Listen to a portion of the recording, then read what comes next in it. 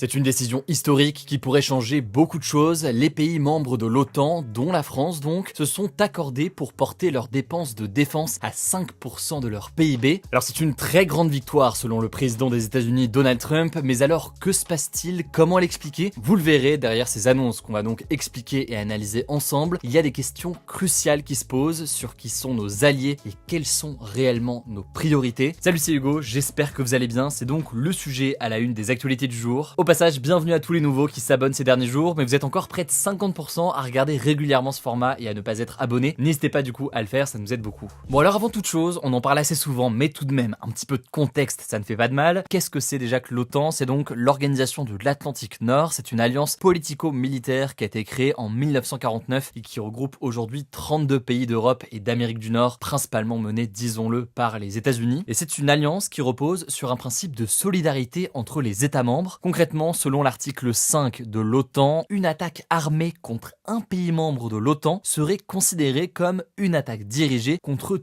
tous les pays de l'OTAN. En gros, c'est le principe du 1 pour tous, tous pour un. Bon, et si on en parle aujourd'hui, c'est justement parce qu'il y a eu un petit sommet de l'OTAN qui s'est tenu ce mardi et mercredi à La Haye, aux Pays-Bas, avec justement l'objectif d'évaluer et de mettre à jour la stratégie de cette alliance, notamment dans un contexte de grande tension internationale. Mais alors, qu'est-ce qui s'est passé et pourquoi est-ce aussi important? Je le disais, l'annonce majeure, c'est donc le fait que les pays membres de l'alliance ont promis de consacrer 5% de leur PIB à leur défense d'ici à 10 ans. Le PIB, c'est donc cet indicateur qui regroupe toutes les richesses produites par un pays en un an, et c'est très loin d'être un indicateur qui est parfait, mais bon, ça c'est un autre sujet et on pourra en reparler si vous voulez un autre jour. Concrètement, le nouveau texte prévoit que les alliés consacrent 3,5% de leur PIB à la défense pure, comme les armes et les troupes, et 1,5% supplémentaire aux investissements de défense au sens plus large, comme la mobilité militaire ou encore la cybersécurité. Et en fait, actuellement, ce qu'il faut savoir, c'est que la règle, qui est en théorie une obligation pour rester membre de l'OTAN, c'est de consacrer au moins 2% de leur PIB aux dépenses de défense, sauf qu'aujourd'hui, il y a environ un tiers des pays membres de l'OTAN qui n'atteignent pas cet objectif, selon les dernières estimations de l'organisation. Bon, et au passage, il faut noter que les 2% de PIB, et même là d'ailleurs les 5%, c'est pas quelque chose donc de véritablement contraignant, c'est plus un objectif politique et quelque chose qui en théorie doit tout de même être respecté par les pays. Bon, mais je vous apprends rien, consacrer une partie du budget de l'État, et par exemple ici de l'État français, pour l'armement, eh bien c'est un budget potentiellement en moins pour d'autres choses, que ce soit la santé, l'éducation ou encore l'environnement. C'est donc évidemment un sujet politique, de priorisation on va dire de la politique au regard du contexte international et au regard donc de ce qui paraît important par les différents gouvernements dans les différents États. Et disons-le, il y a certains pays qui doutent fortement de cet objectif, c'est le cas par exemple de la Belgique ou encore de l'Espagne. L'Espagne par exemple qui déclare que s'engager à atteindre un objectif de 5%, en tout cas pour eux, ce ne serait pas seulement déraisonnable mais aussi contre-productif. Mais du côté de la France, ou en tout cas du gouvernement français et d'Emmanuel Macron, ça semble être bien quelque chose avec lequel ils sont raccords. Par exemple, on peut noter qu'Emmanuel Macron a réagi sur X après cette décision, déclarant, je cite, « Ces efforts de défense, nous les devons à nous-mêmes pour notre sécurité, pour notre souveraineté et pour notre indépendance. » Et pour vous donner un ordre de grandeur très concret, parce que j'en suis conscient, ça peut paraître un petit peu flou dit comme ça, la France a dépensé 2,33% de son PIB en matière de défense en 2024, soit l'équivalent de 68 milliards d'euros selon les données du gouvernement, et en passant à 5% de son PIB, ça représenterait donc un peu plus de 145 milliards d'euros, soit plus du double de ce que la France dépense déjà. Alors pourquoi est-ce que cette décision est prise maintenant et pourquoi est-ce que ça fait autant débat? Eh bien déjà, il y a un premier élément très important dans l'actualité, le fait que Donald Trump a déjà laissé entendre à de nombreuses reprises qu'il laisserait la Russie attaquer tout membre de l'OTAN qui ne contribuerait pas suffisamment au budget de l'Alliance. Il avait déclaré notamment lors de la campagne présidentielle que la Russie pourrait faire ce qu'elle veut avec les membres de l'OTAN qui n'ont pas atteint leurs objectifs en matière de dépenses. C'est donc Trump, on le sait, qui militait depuis de nombreux mois pour que les pays, notamment européens, dépensent davantage en matière de défense. Pour dire les choses assez concrètement, les États-Unis et Donald Trump en premier lieu estiment qu'il y avait une forme d'arnaque dans le deal actuel et que les pays européens ne contribuaient pas suffisamment et reposaient trop en quelque sorte sur les États-Unis. À noter donc, et c'est là l'un des autres points importants, que Donald Trump ces derniers jours, on l'a dit, met en doute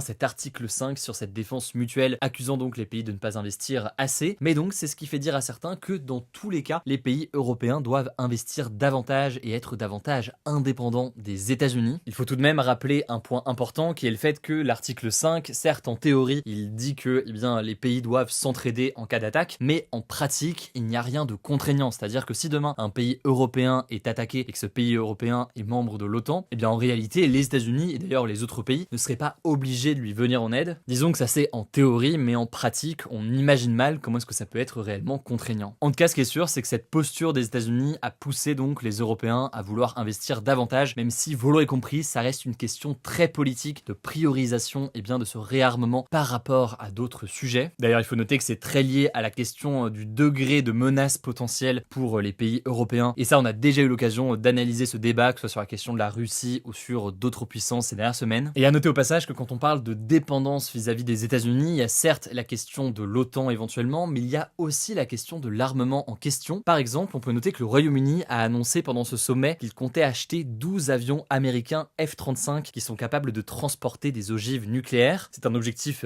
important pour le Royaume-Uni qui repose aujourd'hui davantage sur les sous-marins. Mais là aussi, il y a une question puisque les avions américains, les F-35, de nombreux spécialistes estiment qu'ils sont là aussi dépendants des États-Unis, notamment via des systèmes de mise à jour. C'est là où de nombreux États européens ces derniers jours essaient davantage, d'acheter au sein d'une production européenne. Par exemple, on peut penser au Rafale pour ce qui est de la France. En tout cas, c'est un sujet qui est très vaste, mais ça me paraissait intéressant de faire un petit point sur le sujet aujourd'hui. Vous l'avez sûrement vu, mais sur notre chaîne YouTube dédiée au grand format sur YouTube il y a quelques semaines, on a publié une vidéo d'analyse de l'état, de l'armée française. L'idée étant absolument pas de faire quelque chose d'alarmiste ou je ne sais quoi, mais simplement de voir factuellement à quoi ça ressemble et de bien comprendre le débat et les différents points de vue des différents partis politiques sur le sujet. Si ça vous intéresse, on vous met le lien directement en description. Et au passage, avant de vous laisser avec les actualités en bref, absolument rien à voir avec le sujet que je viens de vous donner ici, je suis très heureux de vous annoncer que notre média, donc Hugo Décrypte, est partenaire cette année d'un festival de musique et pas n'importe lequel, puisqu'il s'agit de Solidays. Alors c'est pas un partenariat rémunéré ou quoi que ce soit, mais simplement on s'associe pour mettre en avant cette année ce festival. C'est un festival aussi qui est fait pour la bonne cause, puisqu'il permet aussi de récolter des fonds avec Solidarité Sida. Bref, je suis très heureux de pouvoir le mettre en avant. Ça se passe donc ce week-end, vendredi, samedi, dimanche à Paris, au niveau de l'hippodrome de Paris-Longchamp. Je vous mets les infos en description. Je vous laisse avec Samy pour les actualités en bref et je reviens juste après. Merci Hugo et bonjour à tous. On voulait d'abord commencer par faire un point sur les violents orages qui ont touché la France ce mercredi soir. 2 personnes sont mortes et 17 autres ont été blessées, dont un cas grave selon le dernier bilan communiqué par la sécurité civile jeudi matin. Un adolescent de 12 ans a été tué par la chute d'un arbre près de Montauban dans le sud de la France et un homme conduisant un quad est mort après avoir percuté un arbre tombé sur la route à Saint-Cyr-en-Paille en Mayenne. La vigilance orange a été levée à 3h du matin dans l'ensemble des départements concernés, mais plus de 75 000 foyers étaient toujours privés d'électricité ce jeudi à la mi-journée selon Enedis, le gestionnaire du réseau électrique français. Au total, les pompiers ont réalisé 2500 interventions en France durant la nuit de mercredi à jeudi. Et autre info liée aux orages, tous les collégiens qui n'ont pas pu se présenter ce jeudi matin aux épreuves du brevet à cause des dégâts pourront repasser l'examen. C'est ce qu'a affirmé la ministre de l'Éducation nationale Elisabeth Borne ce jeudi matin. Au total, plus de 865 000 élèves de 3e ont passé les épreuves de français et de mathématiques ce jeudi. Deuxième actu, un tribunal spécial chargé de poursuivre et juger les responsables de l'agression contre l'Ukraine a été créé. Le président ukrainien Volodymyr Zelensky a signé ce mercredi un accord en ce sens avec le Conseil de l'Europe, qui est la principale organisation de défense des droits de l'homme sur le continent et qui regroupe 46 États membres. Alors ce n'est pas la première fois qu'un tribunal spécial est créé sous l'égide du Conseil de l'Europe. Il en a déjà existé pour les crimes dans les ex-républiques yougoslaves par exemple, ou pour le génocide des Tutsis au Rwanda. Le but c'est donc de juger les responsables de graves violations des droits de l'homme dans le cadre d'un conflit spécifique. Dans le cadre du conflit entre l'Ukraine et la Russie, ce tribunal représente donc un espoir pour l'Ukraine d'obtenir justice pour le crime d'agression. Selon la Cour pénale internationale, le crime d'agression désigne le fait de planifier ou mener un acte d'agression grave en violation de la charte de l'ONU. La reconnaissance de ce crime est importante pour l'Ukraine car cela permettra de poursuivre les dirigeants impliqués. Ce mercredi, Volodymyr Zelensky a déclaré, je cite, espérer que tous les criminels de guerre russes soient jugés, y compris Poutine. En tout cas, la porte-parole de la diplomatie russe a dénoncé la création, je cite, d'une parodie de justice, tout en affirmant que la Russie considérerait la décision de cette future instance comme nulle et non avenue. On suivra ça. Troisième actu, en France, le Premier ministre François Bayrou est accusé de faux témoignages, donc d'avoir menti sous serment dans l'affaire Betaram, suite à son audition devant la commission d'enquête parlementaire en mai dernier. L'accusation vient du député de la France Insoumise Paul Vannier, qui est le co-rapporteur de la commission d'enquête et qui demande que la justice soit saisie. On en a déjà parlé, l'affaire Betaram concerne des violences physiques, psychologiques et sexuelles faites à des mineurs au collège-lycée privé de Notre-Dame de Betaram entre la fin des années 1950 et les les années 2000. François Bayrou est accusé d'avoir été mis au courant des accusations contre l'établissement dans les années 90 sans avoir réagi, alors qu'il était à ce moment-là le ministre de l'Éducation nationale, ce qu'il dément. Selon Paul Vanier, les propos de François Bayrou devant la commission d'enquête ont présenté des contradictions et certaines de ses déclarations auraient été démenties par d'autres témoins. Il évoque notamment des incohérences sur ce que le Premier ministre savait des violences. La présidente de la commission d'enquête doit maintenant discuter avec les deux co-rapporteurs pour décider si la justice peut être saisie avant la publication officielle du rapport de la commission prévue le 2 juillet. Après cette date, ce sera au bureau de l'Assemblée nationale de décider des suites à donner. Quatrième actu, 42% des Français ont souffert de la chaleur chez eux en 2024, selon un nouveau rapport de la Fondation pour le logement des défavorisés, anciennement appelée Fondation Abbé Pierre. Les logements mal isolés, souvent sans volets, sont particulièrement concernés, et même parmi ceux qui ont une bonne note énergétique. Et les plus exposés à ce type de logement, ce sont le plus souvent des locataires, des ménages modestes, des personnes âgées ou les habitants des villes, et notamment dans les quartiers populaires. Et face à ce problème qui s'aggrave un peu plus chaque année à cause du réchauffement climatique, une nouvelle proposition de loi a été déposée à l'Assemblée nationale. Elle prévoit d'interdire progressivement à partir de 2030 la location des logements où la température dépasse les 31 degrés le jour et les 28 degrés la nuit pendant 5 jours consécutifs. Jusqu'ici, la loi ne considérait que le froid pour juger de la conformité d'un logement, mais pas donc de la surchauffe. Le texte devrait être examiné à l'automne, on suivra ça. Cinquième actu, le rappeur Kobalade a été condamné ce mercredi à 6 ans de prison ferme avec maintien en détention. Le permis du rappeur de 25 ans est aussi annulé et il a l'interdiction de le repasser pendant 10 ans. Pour rappel, Kobalade, de son vrai nom Marcel Loutarila, était jugé ce mercredi 25 juin pour homicide involontaire aggravé à la suite d'un accident de voiture à Créteil dans le Val-de-Marne en septembre 2024. Alors qu'il était au volant de sa voiture, le rappeur avait percuté à grande vitesse un camion à l'arrêt sur une bretelle de sortie d'une station-service. Son passager avant, qui était aussi son styliste et ami, est mort sur le coup. Le délit pour lequel Kobalade comparaissait est aggravé par 2 circonstances, la vitesse excessive à laquelle il roulait et aussi la consommation de stupéfiants. Lors de son procès, il a reconnu avoir tué malgré lui son ami et a présenté ses excuses à la famille de la victime. A noter que l'artiste a déjà passé 9 mois en détention provisoire dans cette affaire. Et on finit avec cette actu, les tickets restaurants pourront désormais être utilisés tous les jours, même les dimanches. C'est la ministre du Commerce Véronique Louwagie qui l'a annoncé ce mercredi au journal Le Parisien. On ne sait pas encore quand ce changement sera mis en place. Jusqu'ici, les tickets restaurants ne pouvaient pas être utilisés le dimanche, à part pour certaines professions qui sont amenées à travailler le week-end, comme les journalistes par exemple. Le gouvernement avait aussi déjà annoncé il y a quelques jours que l'utilisation des tickets restaurants pour acheter des produits non directement consommables en supermarché, comme les pâtes, le riz ou le beurre, sera définitivement autorisée, et ce même après 2027. A noter qu'à partir du 28 février 2027, il ne sera plus possible d'utiliser des titres restaurants papier. Et si vous voulez avoir plus d'infos pratiques sur ce sujet, n'hésitez pas aussi à vous abonner au compte Elan sur Instagram. Et voilà donc pour les actualités du jour. Je le disais, n'hésitez pas à vous abonner, si ce n'est pas encore le cas. Prenez soin de vous, prenez soin de nos proches, et puis on se dit à demain pour une nouvelle vidéo.